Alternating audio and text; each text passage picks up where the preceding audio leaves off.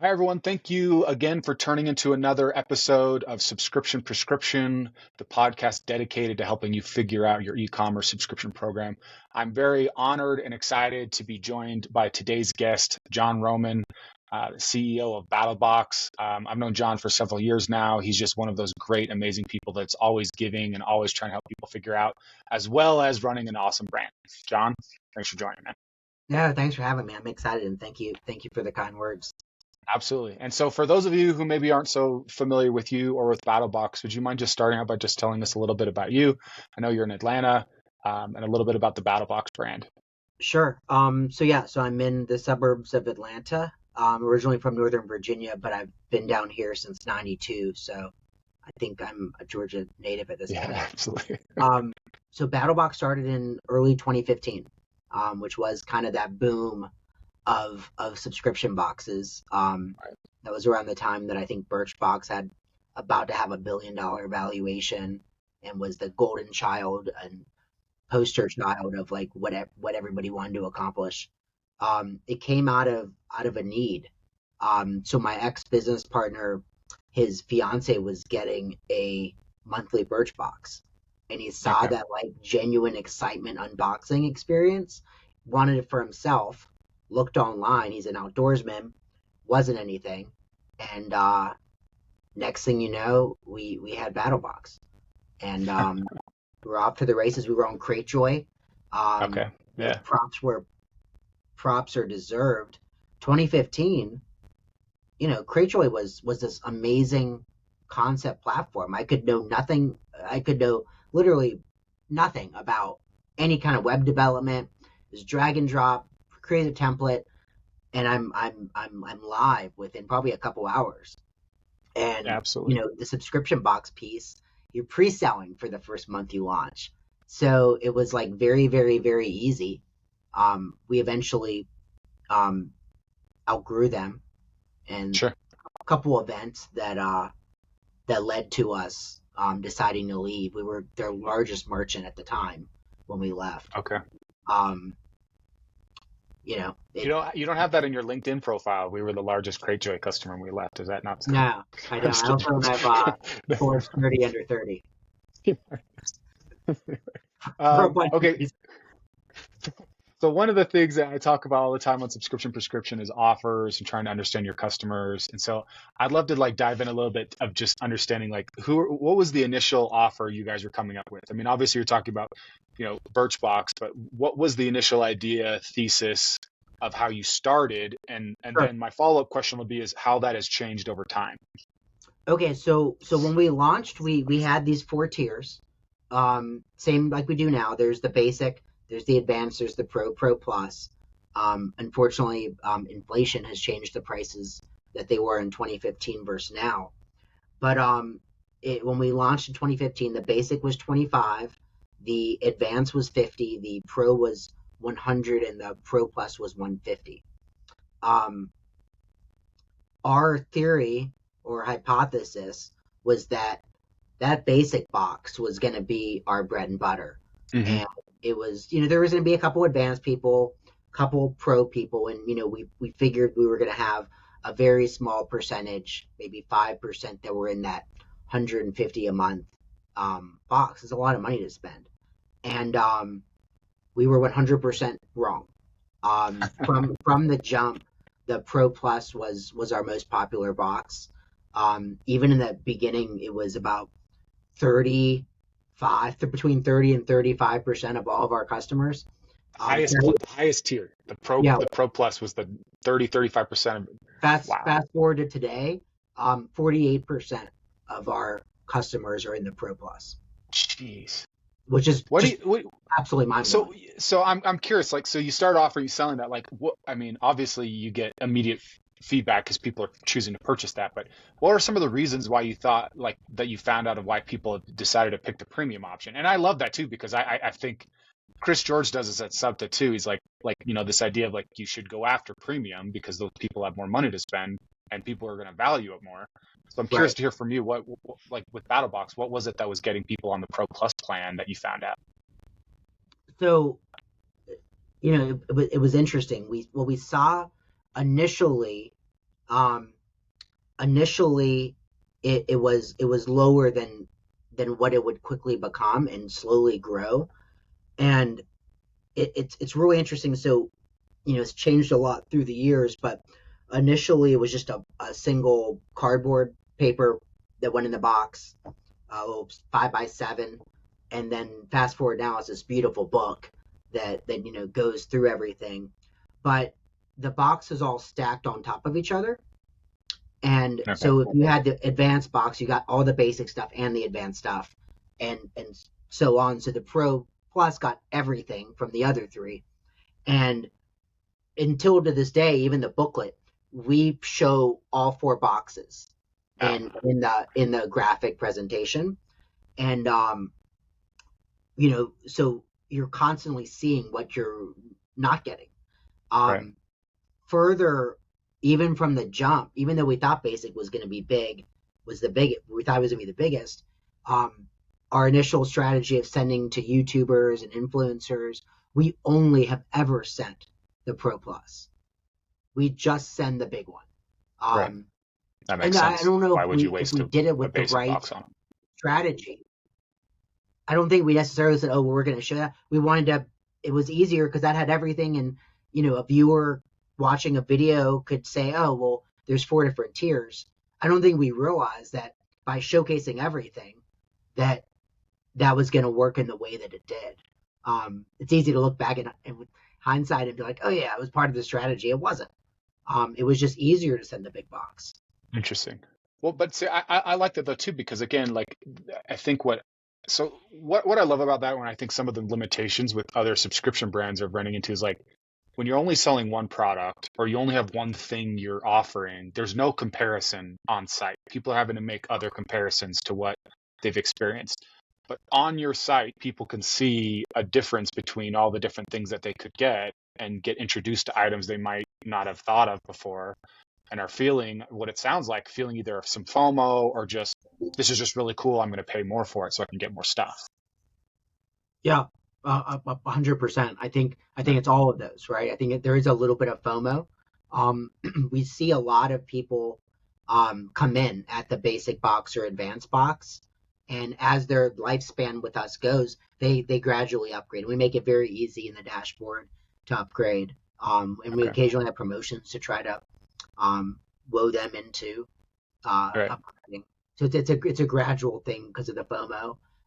We do the monthly video that it's the only piece of long form content that we have that's consistently every month performs really well relatively, and it's the unboxing. But we start at basic and we go all the way up. So even if like you have a basic box, you've already seen the booklet which talks about the three tiers you didn't get as well. You do the QR code or you're following us and you get the video drop. We're talking about the entire box. Does the Um, video come out before they get the box? Are they so the getting the video, video? video, we drop the video the first day that the box is getting delivered. Okay. So Okay. just yeah. So if we know the first batch of boxes being delivered on Wednesday, in that case they're probably all going to get uber majority will be Wednesday. Some will be Thursday, some will be Friday, depending on living in a rural area. Um, so we make sure it drops on Wednesday. Um, testing it through the years, we we found that was best because the reality is you can't please everyone. We can have what Sure. we think is the best box ever. We can test it with our audience and customers and get feedback, and everybody's saying that it's great. And the reality is 10%, 15%, 20% are still not going to like every item in the box. Like Hmm. it's the reality of what we send. And it dropping the video too early creates what could be People a might. horrible experience because Yeah. we've already shipped their box and now they're trying to cancel, and you're like, we already shipped you your box, you just haven't gotten it. um and then the flip side is um we've spent a lot of time on these products and testing them and making sure that they're going to get the BattlBox stamp on them of approval. So it also helps to be the first out with the video, because once the boxes get delivered, there's some influencers and reviewers that they're gonna have that review up in a couple hours. Some of them are Hmm. fast. So Right. we want to go first because we want to also make sure we're giving proper credit to the products, and maybe there's a practical use we need to explain. Maybe you look at the item and you're like, that's not cool, but if you actually knew that it did this, this, this, and this, you would have a different opinion on it. So by dropping it right away and being the first um, to explain, and we get to educate, which I think is paramount too. Absolutely. And I love that video idea. I mean, how long have you guys been doing that? And what was the original idea behind that? Was it just to let so that people knew what was coming, or was it because to me, I see that as a huge retention play, right? Like you're educating people of what's in the box. You're also creating some excitement, anticipation. Like there's like so many things that can be conveyed through that video. I'm curious, like what Yeah, so inspired it. it's a great story. So we, that initial strategy where we sent out month one, or I guess start of month two, but when we were sending out the first box, we had about 30 YouTubers we were sending boxes to. We had a Google sheet where we would track and make sure they were posting about it and doing the reviews. And then to also, um, it's a little cringy to say, but 2015, we had a pre-purchase survey asking them where they heard about us, saying, hey, don't give us your credit card yet. Don't click order yet. First, tell us how you heard about us, which, that was, we didn't know any better. And it had the usual suspects, Facebook, Twitter, Instagram, Pinterest, and there was a other where they could type something. And off the jump, the first couple months, we were seeing this large influx of people checking other and then writing Curran 1776, which is Brandon, the face of the Right. brand. And we look up on the influencer list, he's not on there. We figure out his name's Brandon Curran. We jump into our Cratejoy, we find him. He's a paying customer, paying for the Pro Plus, 150 a month, and doing a review, and is garnering more views than any other review. So he was just doing a review, and we said, okay. After a few months, we were like, hey man, like you don't have to pay for the box anymore. Like we're just gonna send it to you. Like please keep doing what you're doing though. And the pre-purchase survey was still on there. We continued to see it. This influx from him. So we were like, hey, keep doing the box, and we're also gonna give you $500 a month. And can you make sure you drop it on this one day that we tell you? And it was that day. We tested. We've gone back and forth, but at the time it was actually what we do now. And he did that for a few more months, and then I came on. So we launched in February 2015. I jumped in full time in April 2016, and that's when we were really having these combos with Brandon of like making like he's a part of the team. He's just doing reviews, but there's something there. All So right. one of the first things I started doing when I came on full time was let's figure something out, and we eventually said, hey, we don't want to give you $500 a month anymore. We would like to know if you want to ask your wife and your three kids if you want to move to Georgia and just join the team full time, which is wild. So this was just this was his hobby. This was his Yeah. passion. He Yeah, but was you watch his videos, he's like a professional content creator. I mean, like yeah, he's just so good. I'm fascinated when he's talking about like a hatchet, like how to use a hatchet. I'm like, geez, he's brilliant. yeah. But so he was doing it in the evening. He was a children mechanic, turning wrenches as he called it for 20 plus years, and he had the passion of video editing and doing videos, and so midlife career change came down, and he never looked back. So it was funny. It wasn't. This became our cadence because he was just doing reviews on his own as a paying customer, and then we just transitioned it and kept doing them. I love it. So yeah, as a quick recap, then I'd like to hear from you. What do you think are some of the benefits of doing that video drop before people are actually getting the product? So I really think educational and controlling the narrative a little bit better. Hmm. In today's day and age, and I think we're not unique here. There's even people that you could consider fans or fanatics are very can be very aggressive towards their reviews, um, and not nice. And it comes from either they're trying to get likes or follows by being rude and abrupt, or they genuinely don't see the value in the product and they're just being honest, which is okay too. But I think getting in front of our customers to educate them on why we chose these products, it controls the narrative and it doesn't allow bad actors to try to punch holes in something that we not only work very hard on, but that we're confident is a good box. No, I love that. And again, I think that it's just so funny that so many brands, subscription brands specifically, struggle with this idea of like, you don't know what people are doing with your product after the fact. You don't know like if they like it, if not, like if they cancel, they might tell you a reason. So a lot of times, like being able to get in front of that, like letting people know, like this is what you're getting, this is why, this is what it does, this is why we think it's cool. Like I think that just goes so far to like letting people, like educating people and empowering people so that they're going to continue to like love that subscription. I didn't know Yeah, you guys are doing that. That's yeah. just So awesome. we also and somehow it's mind blowing to me that this isn't like a best practice. But you can go to our site, go to what's in the box, and we have every past mission. We call our Hmm. box missions, every single one, a complete landing page, if you will, of all the products with that video embedded, so people can go back and I don't understand why the transparency of what you're sending Right, doesn't exist, but it doesn't. right. Which to me is mind blowing. We'll see the journey to from finding out about BattlBox to buying, especially now, is a much longer one. We're talking 3 to 6 months of Right. knowing about the brand before finally Interesting. becoming a member. So looking at the data, like there's a lot of people they'll go 5, 6, 7, 8, etc. They're What's in watching the each box? box to see what it Yeah, is watching it, before they buy it. Oh, okay. understanding, really making an informed decision. Now we have the other side of the spectrum where they buy after one day and they saw an ad with a introductory offer and just went for it. But half our customers, it's a much longer journey. Interesting.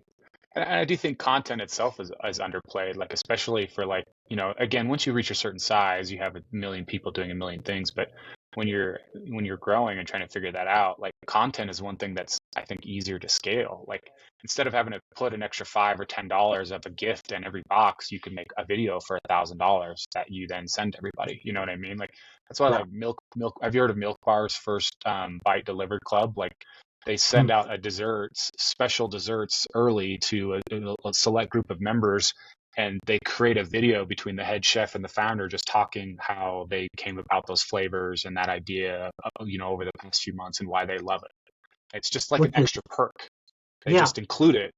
Here's your dessert and here's why we love it. And there's that fan loyalty and people engaging with that, it just the goes so personalities, far. all that stuff. Yeah. Yeah, absolutely.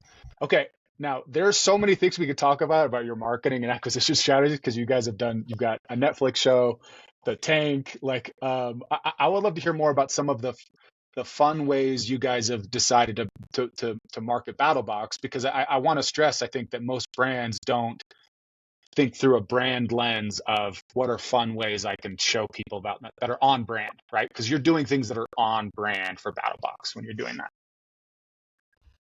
Yeah. I'm trying to There's a think. I lot. mean, There's a lot to pick yeah. from. Do you want to talk about the tank? Let's talk about the tank giveaway.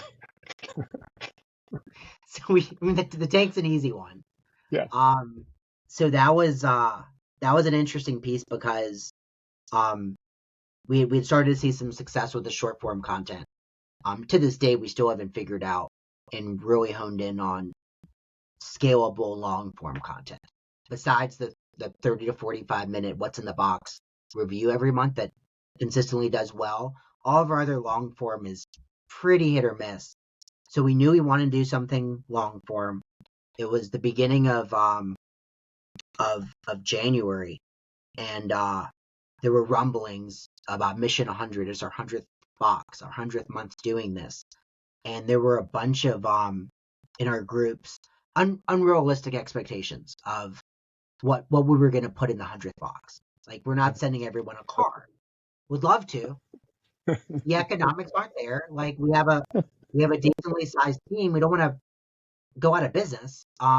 Right. So we knew we wanted to do something cool, something different. We were at SHOT Show in January, and Richard, our CFO, comes back with a brochure of this place in Texas where you can go shoot tanks. And he's like, "Hey, this should be good content."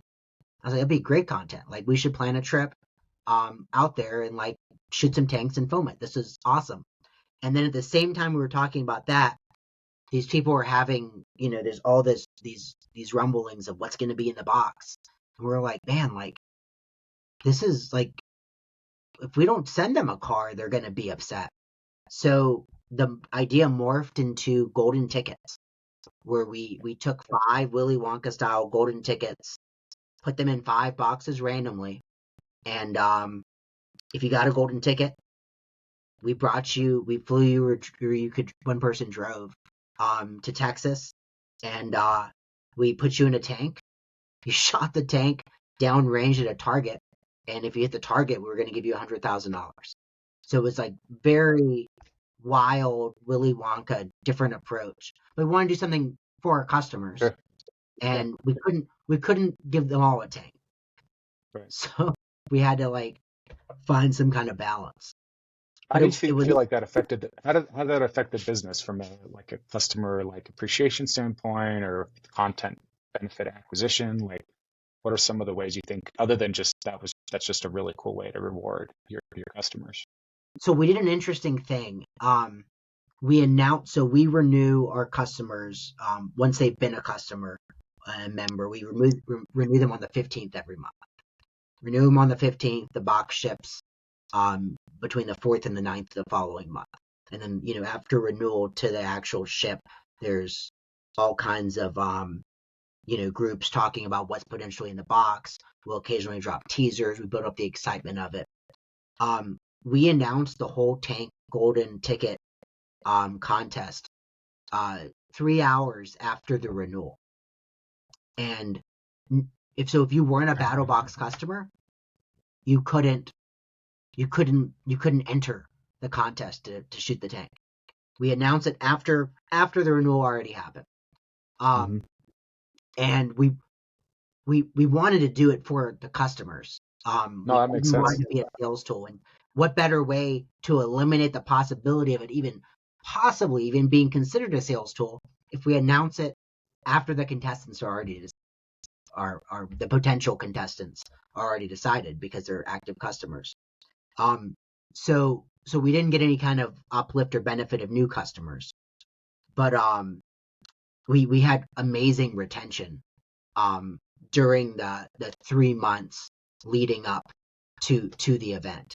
And to be fair, we're going to do additional events, so we started to tease them, which does act as a retention tool, because with certainty we're probably going to again announce it after people have renewed.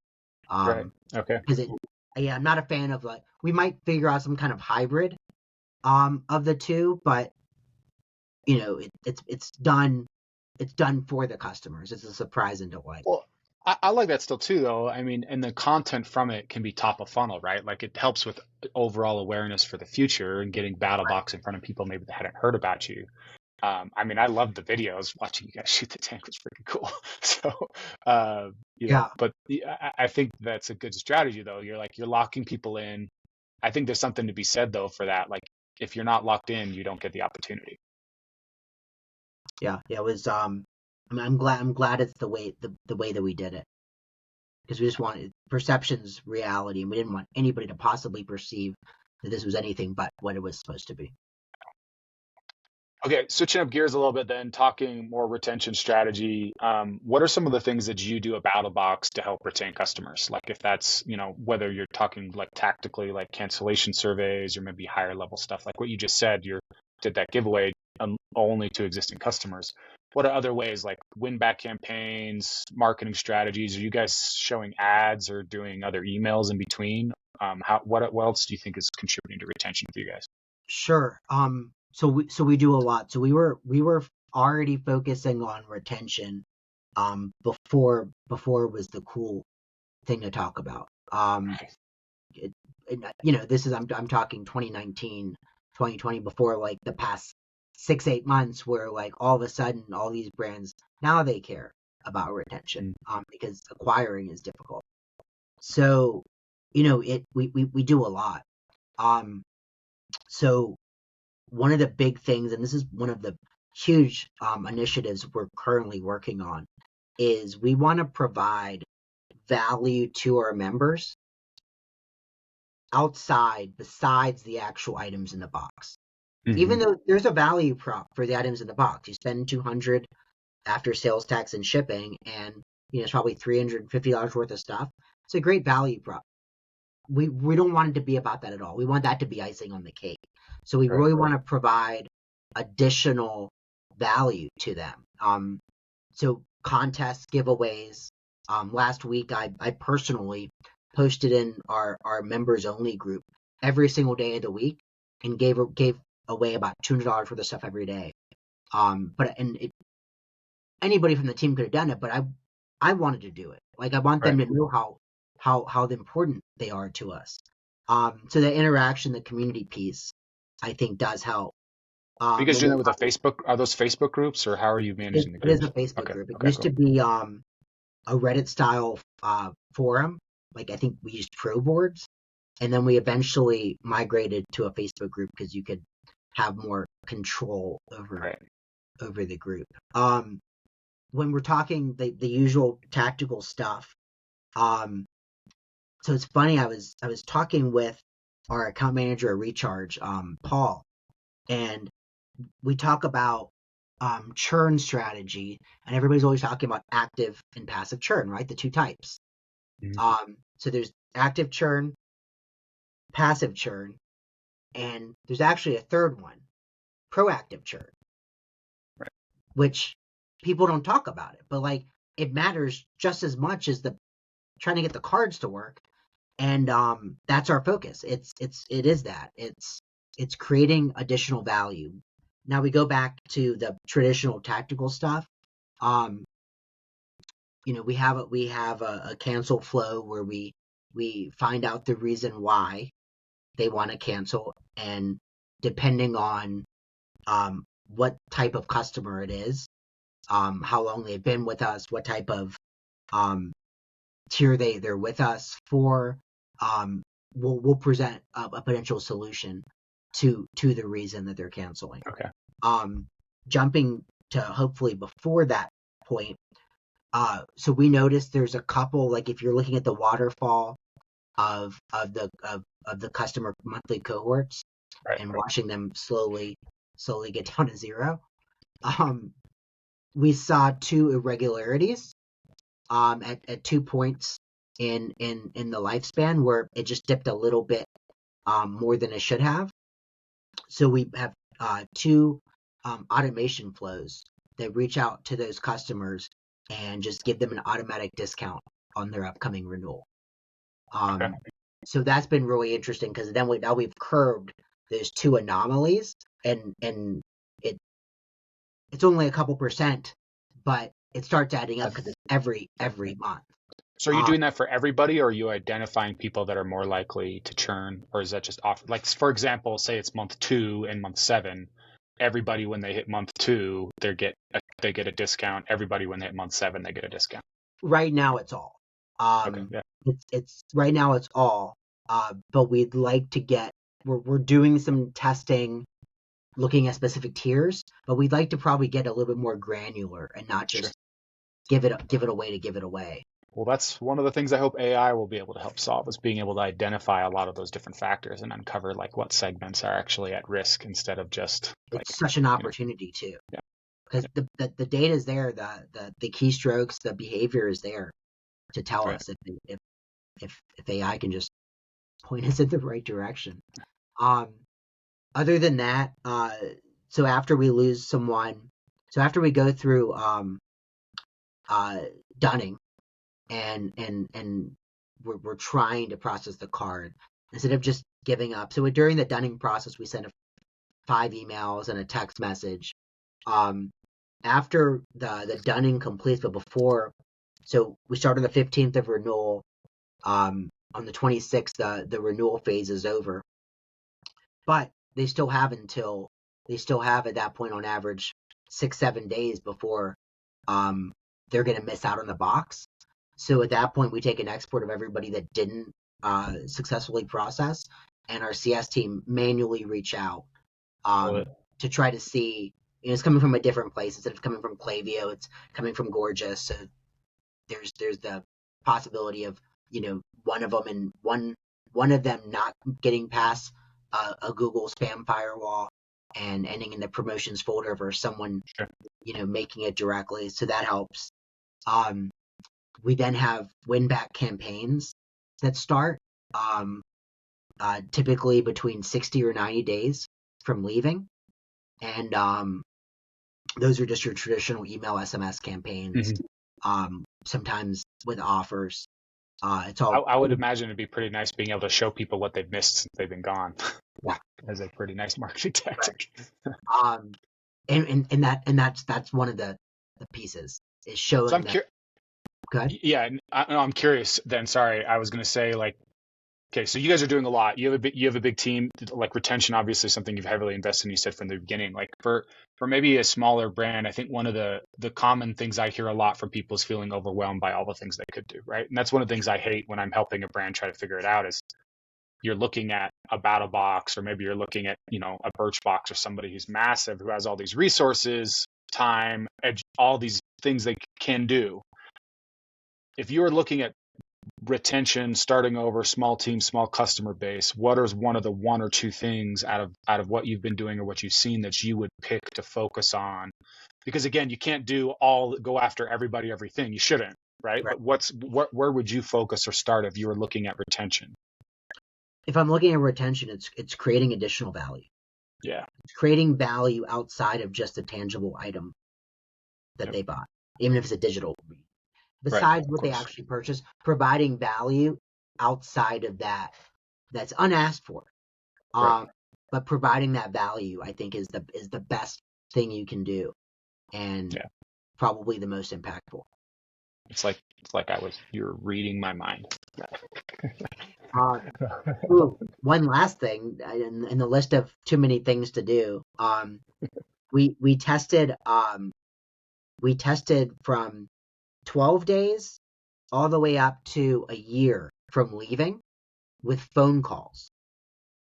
And we found a random sweet spot, 120 to 150 days after leaving us was for us, and it's going to be different for all brands, was the sweet spot of us picking up the phone and calling you, finding out why you left, and giving you a proposition and offer to come back was our sweet spot. So we have a guy that calls when they hit the 120 day mark.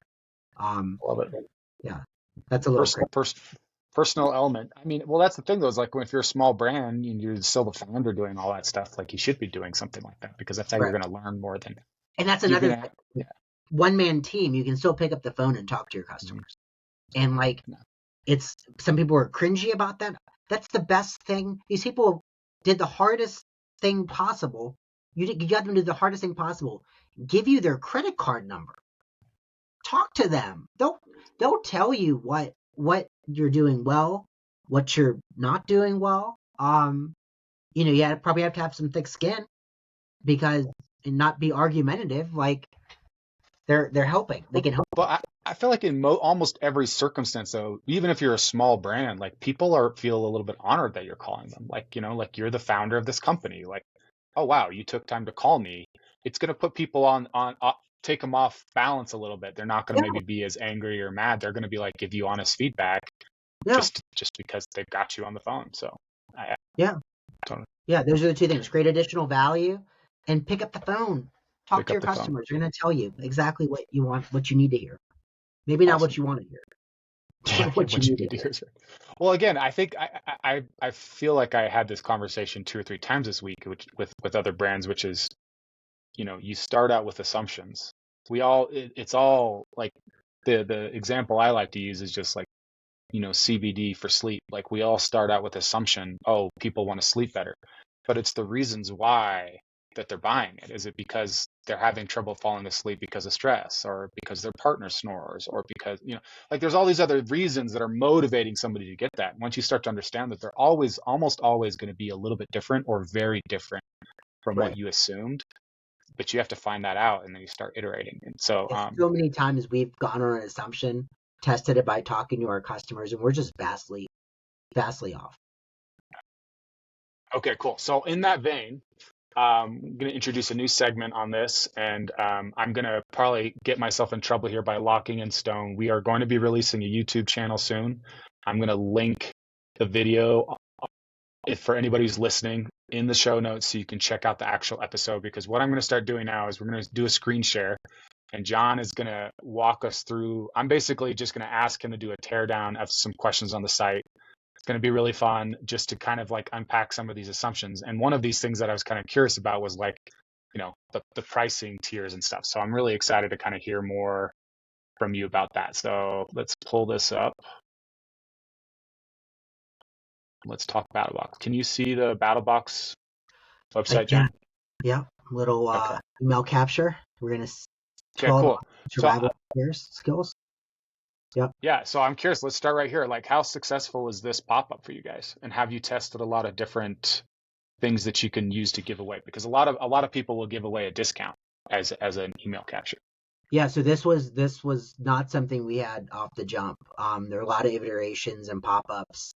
We've tested this different times in the journey. So we have about 5 pop-ups that a non-customer will end up seeing. I believe this is the second one in the series. The first one is the traditional wheel of discounts, Okay.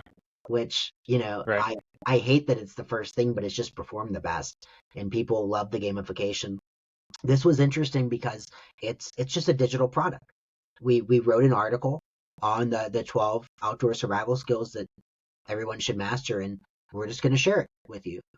It's part of that approach of content, right? We're not necessarily, you're going to attract higher long-term value customers by actually providing value before you've asked for anything.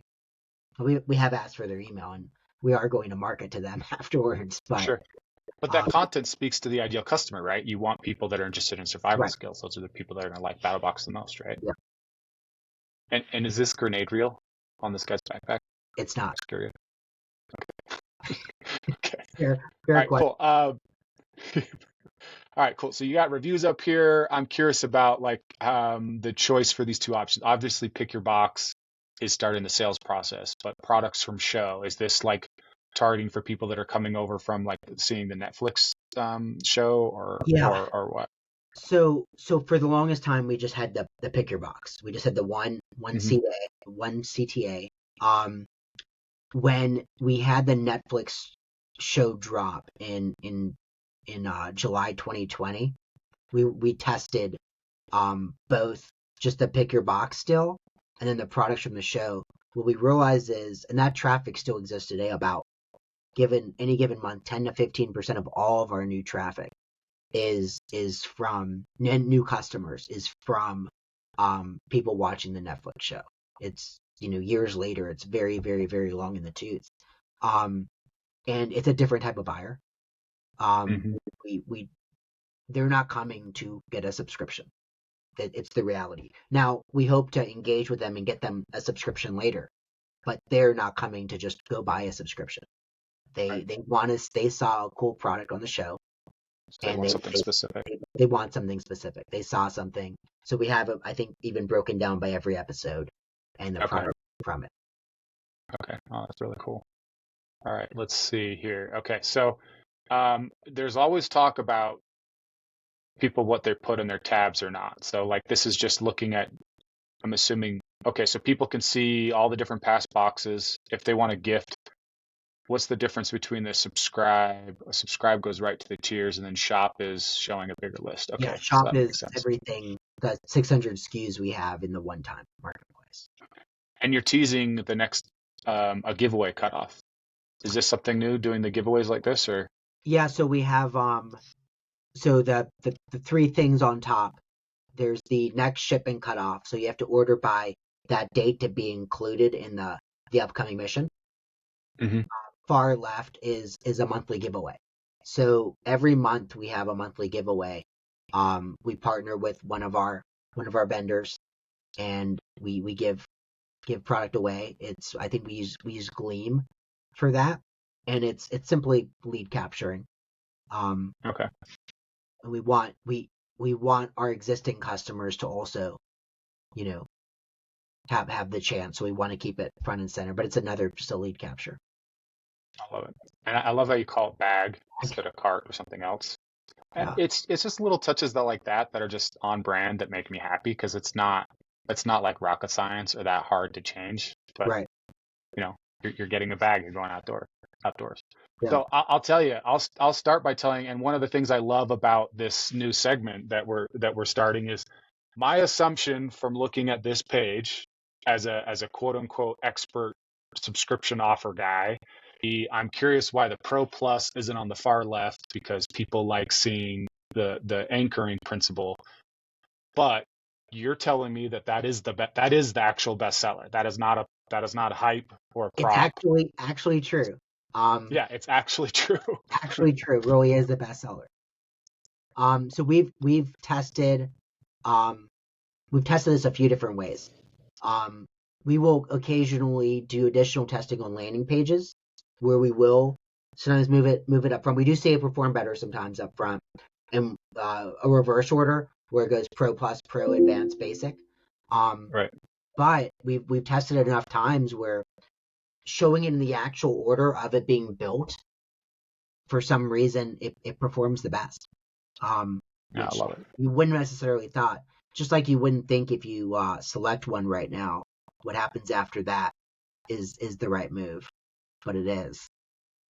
So I've got one more thing. Like again, I just love it because to me this feels straightforward and simple. You don't have a ton of fancy like this is just some text explaining it to you. You've got different examples of products in the book that's coming in the mission. You're demonstrating a value comparison. Have you guys played with this average value of? Is this new or is that something that you guys have been doing for a while? So it is new. So we tested it Okay. probably about a year ago and saw a little tiny tweak. So we decided to keep it and we update it to the actual average value on the trailing 12 months. So it's a Okay. real number too. But Okay. having just an additional piece of, I don't want to call it social proof because that's not what it is, but it's another bit of the pitch. Cool. And you're speaking to a particular user, somebody starting out, gear junkie, professional outdoorsman, and then enthusiast and big spender. Big spender. So I love this is the most expensive one. So yeah, we're targeting the enthusiast big spender. Have you Right. guys tested other copy, or is there any other elements here that you think has been interesting about things you found out that worked or didn't work? So we've done some copy changes through the years and gone with the winners. The biggest thing that was mind blowing to me on this is for the 4 tiers, this overhead view. Um, we had some amazing actual photography of a basic box, of an advanced box, with the items in it, like done up for the ultimate presentation. And these photos Hmm. were beautiful, and they really, in my opinion, better explain what you were getting. Right. Instead of just an overhead shot of some stuff that you might get. And this outperformed that like exponentially. Like we got to call the test early because it was impossible for it to go the other way. And Well, I remember, yeah, dude, it was like the most like Walter, who runs marketing for us, like the two of us were on a call. We're like we would have bet every dollar in our bank accounts that one was gonna right, win the amazing photos, and then right, it was this. And we right. we tested it again later because we just couldn't accept that was the case. And again, it's these perform best. Well, that's so interesting because I interviewed a few weeks ago Trevor Crump, and he was were doing they were doing marketing for Fawn Design, these bags, and they would go on these really, like, one of the big again assumptions around the reason people are buying these really fancy designed baby bags, and they would do really fancy shoots because they believed everybody loved how like stylish and cool the bags were, and they would spend tons of budget creating all this content. And then Right. when they started doing post-purchase stuff, they're finding out that people really loved the utility. They liked what the bag could do. And as soon as they found that out, they just went to a white backdrop in a stage set and just taking really clear, crisp, clean pictures of the bags, and Yep. it like, saved money and gave people more of what they want. Right. I That's love fun. that. Yeah, and well, and it's funny here too on the Pro Plus, like these are just showing the boxes, not even necessarily like Well, the actual knife itself, right? that's because our friends at Meta and Google won't let us have them. Yeah. Okay. Well, that makes sense. That's a good point then. Okay. Well, and you get to see the brand pretty clearly too. So I'm assuming somebody's going to see some value there. So I'm just kind of curious of, okay, right to the shipping part here. I'm curious, John, is there anything else about product page or design for this new segment? People you want to, some ideas or tips you want to throw out there for anybody? No, besides the fact that we tested there, I think the more traditional thing there would go to a Pro Plus PDP or whichever tier and give Right. them more information. But we've tested it both ways. We have the product pages where we highlight and give more benefit and value, and then have the ad cart. But going straight to checkout performs like it's a substantial difference. Interesting. Which is Do you really think that's partly because there's a lot of people doing research beforehand, so they're already maybe like looking at all these other past what's in the boxes, or why do you think the reason is? Is it just like they've already made up their mind when they picked that? yeah. I think Here's Brandon, by the way.